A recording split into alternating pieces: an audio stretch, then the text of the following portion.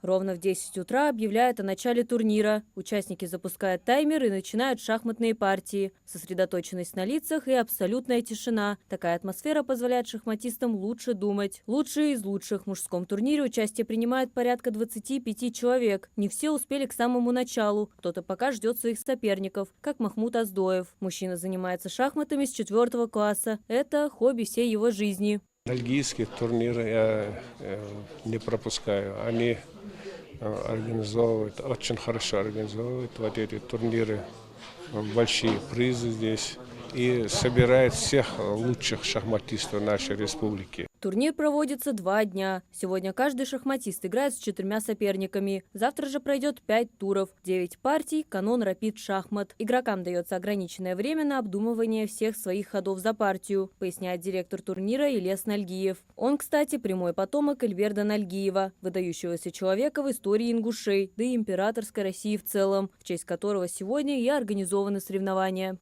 Вот мы проводим рапид, 15 минут каждому спортсмену по 15.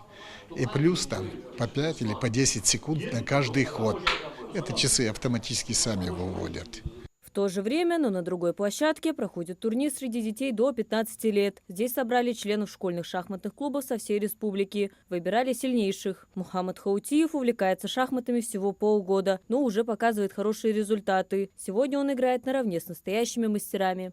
Мне нравится в шахматах, что там много теорий, надо все запоминать, учить. Ну и также там и интуиция иногда работает. Мальчики превосходят в численности, но не в качестве игры. Одна из лучших среди всех участников – Алия Харсиева, которая к делу подходит серьезно. Ее называют именитым игроком. За ее плечами множество турниров. Таких ребят здесь сегодня немало. Мы выбрали так, что вот в детском турнире сыграют лучшие представители своих клубов, школ. То есть вот выбрали 5-6 клубов, те, что есть, и пригласили определенное количество участников. То есть были отборы в своих клубах. Лучшие уже выступают здесь. Сейчас идет второй тур. Всего ребята сыграют 9 туров за 2 дня, ровно как и взрослые.